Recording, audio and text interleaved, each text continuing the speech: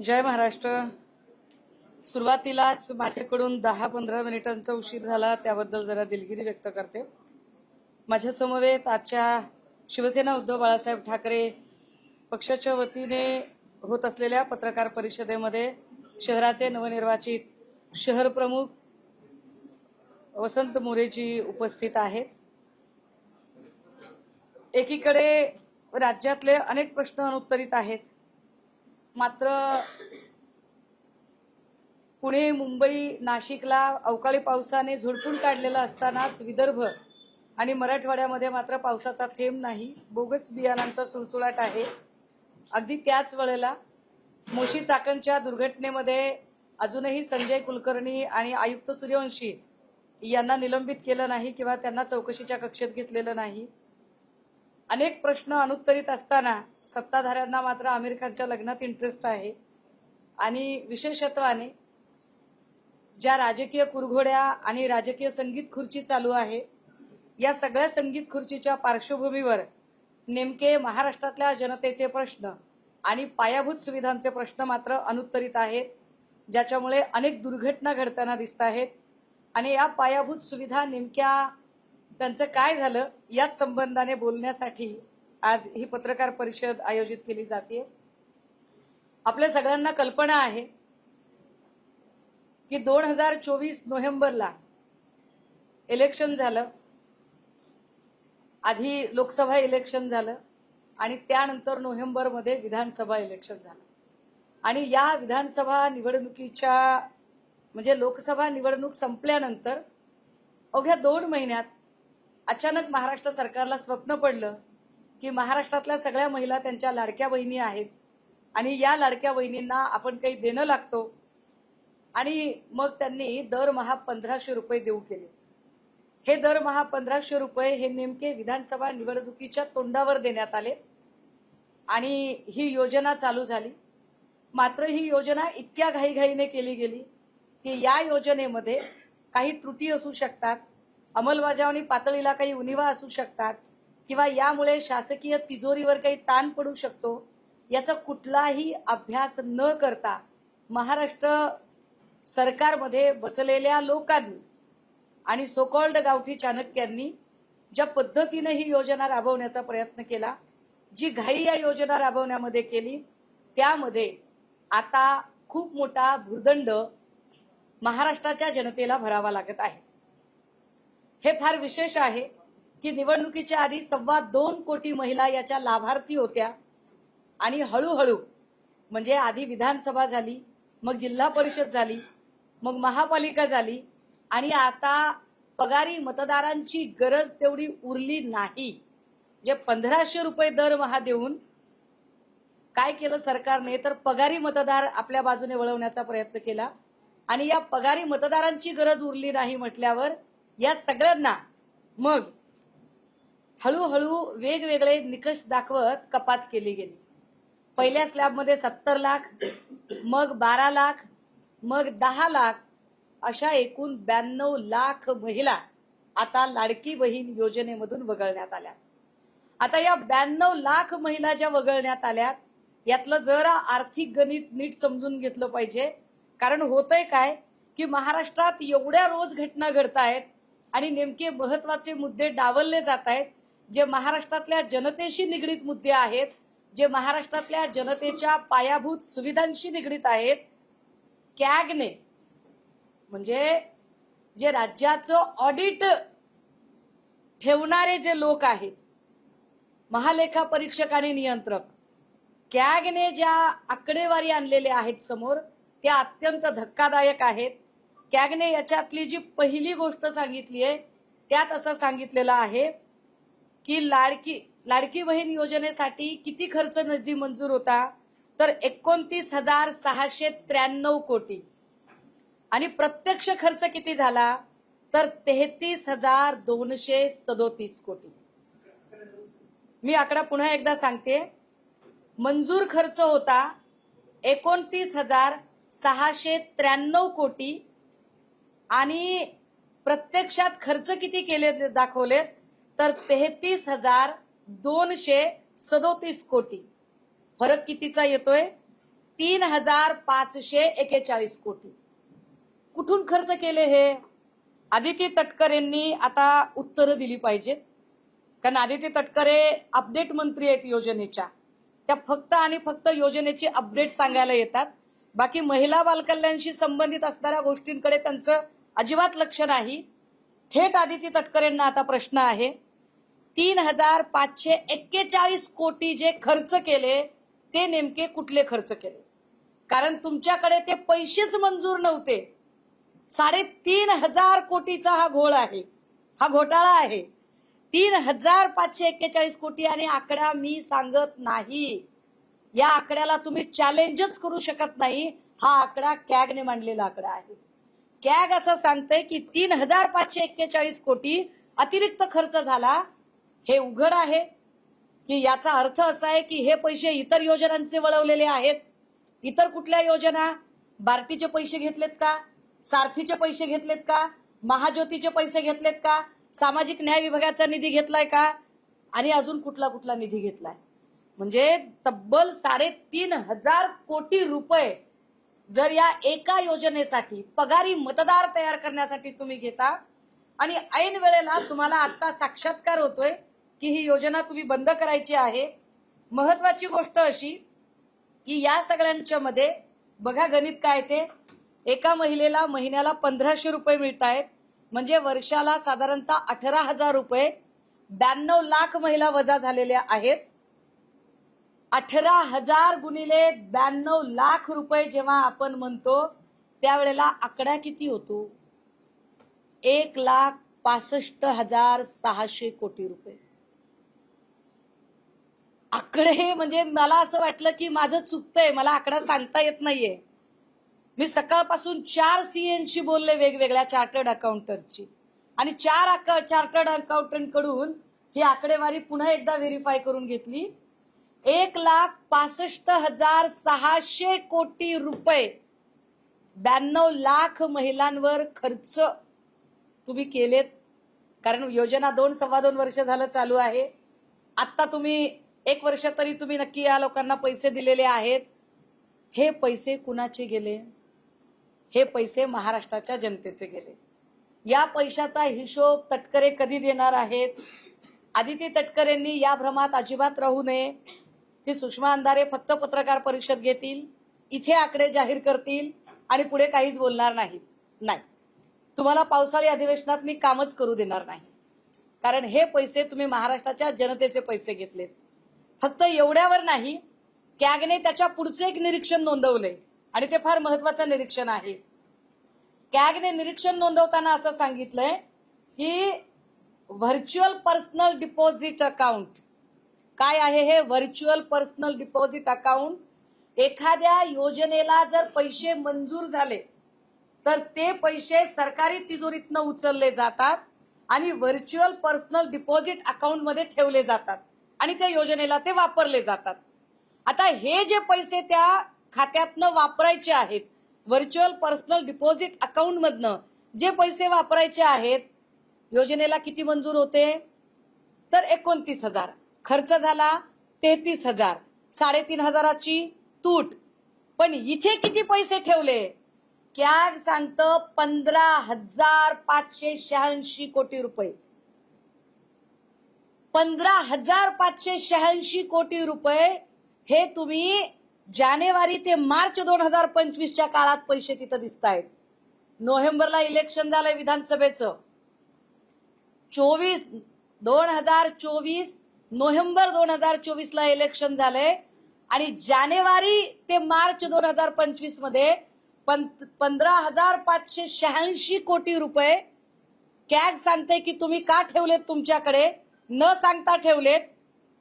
जो खर्च तुम्हाला झाला नाही तो खर्च तुम्ही परत केला पाहिजे, पुन्हा आमच्याकडनं मागून घेतला पाहिजे.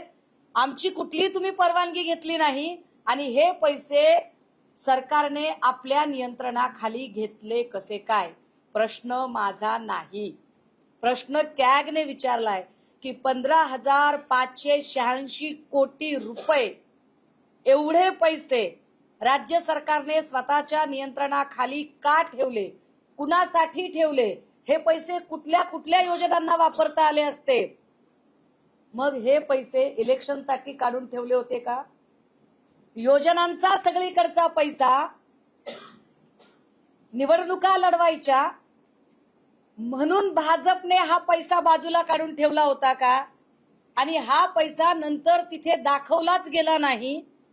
कॅग सांगतंय की ही अनियमितता आहे, हे तत्वाच्या विरोधात आहे, हे आर्थिक अनियमन आहे. आणि हे आर्थिक अनियमन याला जबाबदार कोण? तर राज्य सरकार आहे. कॅगने राज्य सरकारला याबद्दलचं स्पष्टीकरण मागितलं. आता दादा हो, मला याची कल्पना आहे की आकडेवारी असल्यामुळे याच्यात रंजकता नाहीये, याच्यात स्टोरी टेलिंग नाहीये, हे थोडं कंटाळवाणं आहे, हे थोडं जरा अरसिकतेकडे जाणारं आहे, हे मला सगळं कळतंय. पण माझी अडचण अशी आहे की चटपटीत बातम्यांच्या रतिबामध्ये महत्वाची गोष्ट मागे टाकली जाते. विकासाच्या नावाखाली फक्त मोठ्या बिल्डिंग, चकचकीत रस्ते, मोठमोठे एअरपोर्ट आणि बस स्टँड दाखवले जात आहेत. पण ज्या पायाभूत सुविधा आहेत त्या तशाच राहिल्यात. ज्या आदिती तटकरेंनी 3,500 कोटी रुपये खर्च केलेत अतिरिक्तपणे, त्याच आदिती तटकरेंच्या महिला बालकल्याण विभागातल्या ज्या इतर योजना आहेत, मग पोषण आहाराची योजना असेल, गर्भार माता सुरक्षितते संदर्भातली योजना असेल, बालकांच्या कुपोषणाच्या संदर्भातली योजना असेल, किंवा इथे बाळांत स्त्रियांच्या साठीची, त्यांच्या सुरक्षिततेची, गरोदर माता आणि प्रसूतीनंतरच्या ज्या वेगवेगळ्या योजना आहेत, या सगळ्या योजनांचा जो पायाभूत निधी आहे तो निधी मात्र तिथे न देता तो भलत्याच ठिकाणी वळवला गेला. ज्याचा परिणाम इथे एखादी महिला जर ती गरोदर असेल आणि तिला जर व्यवस्थित, आदिवासी महिलेला जर हॉस्पिटलला जायचं असेल तर रोड नाही, ही पायाभूत सुविधा, तिला ॲम्ब्युलन्स नाही, पायाभूत सुविधा नाही, त्यांच्या एरियामध्ये डॉक्टर थांबत नाही, पायाभूत सुविधा नाही, प्राथमिक उपचार केंद्र PHC नाही, पायाभूत सुविधा नाही. आणि या सगळ्या पायाभूत सुविधांकडे विकास विकास विकास म्हणून जे ओरडणारे लोक आहेत, आम्ही विकासासाठी निर्णय घेतलाय म्हणणारे लोक आहेत, या प्रत्येकाने या पायाभूत सुविधांचा मात्र अजिबात विचार केला नाही, चर्चा केली नाही. महाराष्ट्राच्या जनतेला ती चर्चा करू दिली नाही. महाराष्ट्राच्या जनतेला अमक्याचं कितवं लग्न आणि तमक्याची सोयरी कोणासोबत जुळली याच्यामध्ये सगळ्यांनी गुरफटवून ठेवलं. या पायाभूत सुविधांमध्ये जर खरंच लक्ष दिलं असतं तर कदाचित मोशी चाकण मधल्या सफाई कामगारांच्या साठीच्या योजना अधिक चांगल्या राबवता आल्या असत्या. मोशी चाकण मधली दुर्घटना सुद्धा टळली असती. फक्त मोशी चाकण मधलीच का बरं? तर महाराष्ट्रात ज्या अनेक ठिकाणी शाळांच्या दुरवस्था आहेत, शिक्षणावरचा जो वाढता खर्च आहे, एकूण जे वेगवेगळ्या प्रकारचे कर आहेत, म्हणजे आमच्या कराचे पैसे तुम्ही घ्यायचे आणि त्यातनं तुम्ही तुमच्या टिमक्या वाजवायच्या. आदिती तटकरे महिला बालकल्याण विकास मंत्री आहात तुम्ही, दरवेळेला तुम्ही तुमच्या वडिलांच्या छत्रछायेखाली लपता. आता आदिती तटकरेंनी काही उत्तरं दिली पाहिजेत. जे पैसे 3,500 कोटी रुपये जास्तीचे खर्च झाले, बरं तुम्ही अचानक योजना बंद केली आहे, म्हणजे तुम्ही 1,65,600 कोटी हे चुकीच्या लोकांना दिले. ज्या अर्थी तुम्ही म्हणताय की काही महिला या कृषी सन्मानच्या लाभार्थी होत्या, काही महिला शासकीय सेवेतल्या होत्या, काही महिलांच्या ठिकाणी पुरुषांनीच लाभ घेतला, काही महिला नोकरीवाल्या होत्या, काही महिलांच्याकडे चारचाकी होती. तुम्ही स्क्रुटनी केली नाही, तुम्ही याची तपासणी केली नाही. तुमच्या निवडणुकीत पगारी मतदार पाहिजे म्हणून तुम्ही घाईघाईने सगळ्यांना पैसे दिले. याचा अर्थ असा आहे की जर आता 1,65,600 कोटी रुपये वाचणार असतील तर आधी तुम्ही 1,65,600 कोटी वाया घालवलेले आहेत. आणि हे 1,65,600 कोटी रुपये हे कृपा करून समजून घ्या, राष्ट्रवादी काँग्रेस यांच्या खिशातनं गेलेले नाहीत. हे 1,65,600 कोटी रुपये हे एकनाथ शिंदेजी यांच्या खिशातनं गेलेले नाहीत. हे 65,600 कोटी रुपये देवेंद्र गंगाधर फडणवीस यांच्याही खिशातनं गेले नाहीत. मात्र या प्रत्येकांनी अशी काही बॅनरबाजी केली जसे काय यांनी यांच्या पर्सनल अकाउंट मधनं हे पैसे खर्च केले. हे 1,65,600 कोटी रुपये हे महाराष्ट्रातल्या जनतेच्या खिशातनं गेले. यातला 3,500 कोटी जे तुम्ही अतिरिक्त तुमच्या निवडणुका जिंकण्यासाठी खर्च केलेला आहे तो महाराष्ट्रातल्या अनेक विद्यार्थ्यांच्या आणि सामाजिक न्याय विभागाच्या लोकांच्या वेगवेगळ्या योजनांमधले पैसे गेलेत, जे बार्टी, सारथी, महाज्योती, स्कॉलरशिप आणि वेगवेगळ्या योजना. विशेष की असे पैसे जाताना त्या त्या खात्याचे मंत्री मूग गिळून गप्प राहिले. ते आपल्या खात्याबद्दल काही बोलले नाही. म्हणजे आपण सगळे महायुतीतले भाऊ भाऊ आणि सगळे मिळून लुटून खाऊ या न्यायाने यांनी लुटून खायचं ठरवलं. आणि यामध्ये महाराष्ट्राच्या जनतेला मात्र हे कळता कामा नये म्हणून देवेंद्रजी ज्यांनी त्या शब्दांना संसदीय प्रतिष्ठा प्राप्त करून दिली, आम्ही त्याला असंसदीय समजत होतो, देवेंद्रजींनी ज्या शब्दांना संसदीय प्रतिष्ठा प्राप्त करून दिली असे देवेंद्रजींच्या पक्षातले कुत्ते आणि भाडे के टट्टे या संबंधाने एकही शब्द बोलले नाही. आणि त्यांनी त्याचा प्रश्न विचारला नाही की हे पैसे कुठले आहेत, या पैशाचं नेमकं आता तुम्ही काय करणार आहात. ही तूट कुठून भरून काढली जाणार आहे. कारण हे सगळे संबंधित पक्षाचे देवेंद्रजीच्या भाषेतले भाडे के टट्टे हे हिंदू, मुस्लिम, मराठा, ओबीसी, वर्गीकरण विरोधी, वर्गीकरण समर्थनार्थले अशी भांडणं लावून महाराष्ट्राला एका वेगळ्या ट्रॅकवर घेऊन गेले. महाराष्ट्राला विघटित करण्याचा यांनी ट्रॅक चालवला. पण महाराष्ट्रातल्या पायाभूत सुविधांच्यासाठी आवश्यक असणारे पैसे भलत्या ठिकाणी वळवले. याची उत्तरं मात्र अजिबात दिली जात नाहीयेत. आधीच अर्थ खात्याला वाली नाही. आता दादा जाऊन बरेच दिवस झाले. जानेवारी 28 मध्ये घटना घडलीय. 6 महिने वर झालेले आहेत. 6 महिन्यात अर्थ खात्याला वाली उरलेला नाही. अर्थ खातं राष्ट्रवादीच्या कोट्यात जाणार की भाजपच्या कोट्यात जाणार हे तुमचं तुम्ही ठरवून घ्या. की अजून रात्रीच्या बैठकीत काही नवीन ठरलंय ते तुमचं तुम्ही ठरवून घ्या, आम्हाला नका सांगू. पण या अर्थ खात्यावर नियंत्रण नसल्यामुळे ह्या पैशांचा नेमका हिशोब मागायचा कुणाकडे, आदिती तटकरे उत्तर तुम्ही द्यायची. कारण पैसे तुमच्या खात्यातनं जास्त गेलेत. भलेही अर्थ खातं तुमच्याकडे नसलं तरी, तुम्हाला हिशोब येत नसेल तर, कारण तुम्ही मंत्री फक्त वडिलांच्या प्रिव्हिलेजमुळे झालात.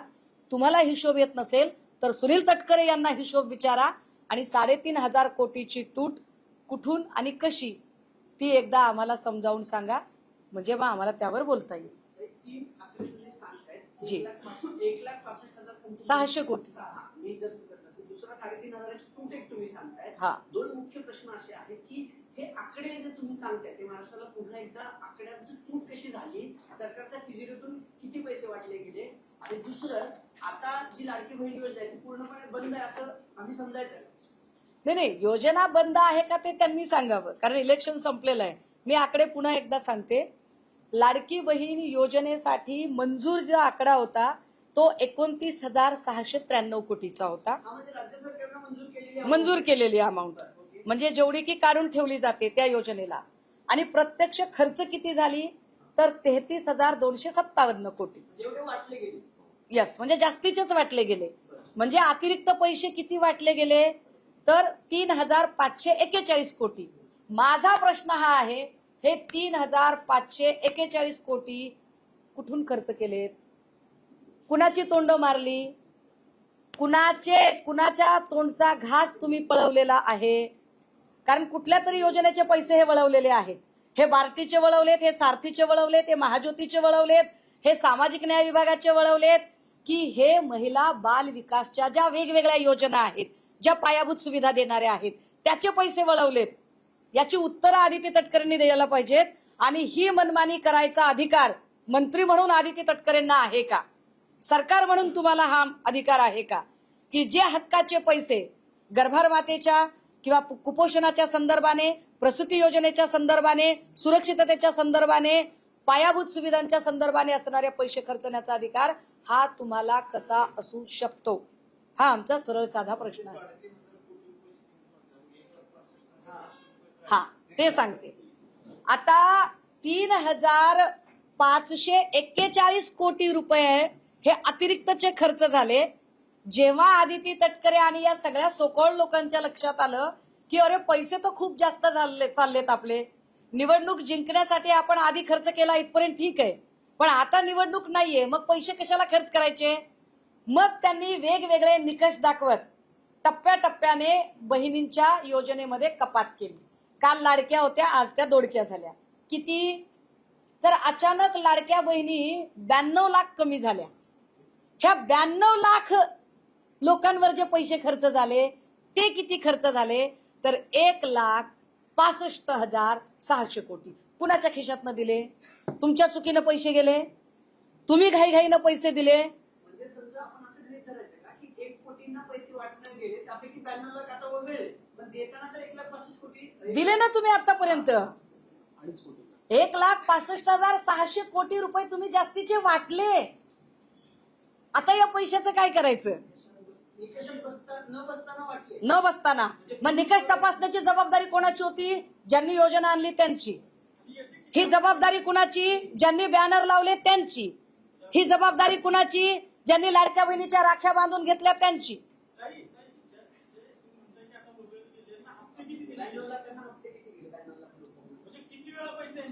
हा बघा, आता योजना चालू होऊन 2.25 वर्ष झाली. साधारणतः 3 टप्प्यात बहिणी वगळल्या गेल्या. आधी 70 लाख, मग 12 लाख, मग 10 लाख. बरोबर आहे? म्हणजे साधारणतः 1 वर्षाचे म्हणजे 12 हप्ते तरी निश्चितपणे या सगळ्यांना गेलेले आहेत. आणि मी फक्त 12 हप्त्यांचा हिशोब सांगितलाय. तो कसा? महिन्याला 1,500, 1,500 गुणिले 12 महिने झाले 18,000, 18,000 गुणिले 92 लाख होतात 1,65,600 कोटी. जे तुमच्या ढिसाळ नियोजनामुळे अजिबात तुम्ही त्याची स्क्रुटनी केली नाही. फक्त इलेक्शनसाठी घाईघाईने तुम्हाला पगारी मतदार, म्हणजे एका अर्थाने तुम्ही अधिकृतपणे मतदारांना पैसे वाटलेत हे. आणि आता इलेक्शन संपल्यावर तुम्ही म्हणताय योजना बंद. योजना बंद नाही, तुमच्यावर आता भुर्दंड पडला. हे पैसे तुमच्याकडे देता येत नाहीत म्हणून तुम्ही हे सगळं केलं.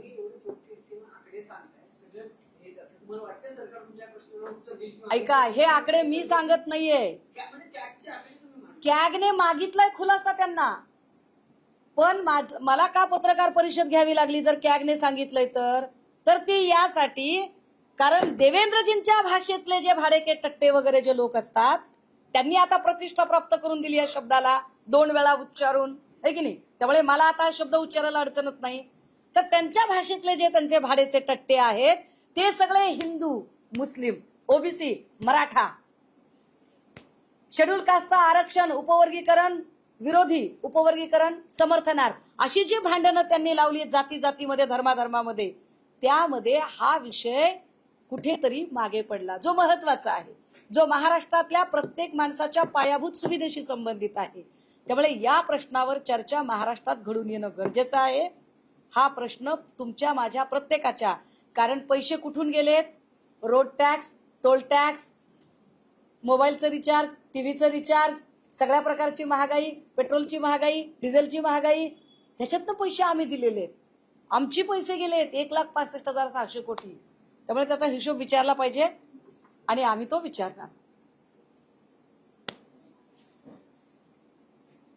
5 मिनिटं दादा. हा बोला. हो, पुण्यातही होणार आहे. त्याचं नियोजन चालू आहे.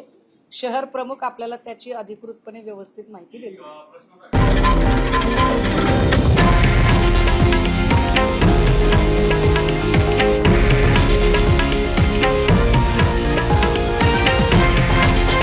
हे आहे देशातील नंबर 1 न्यूज नेटवर्क आणि आपण पाहत आहात TV9 मराठी, एकमेव.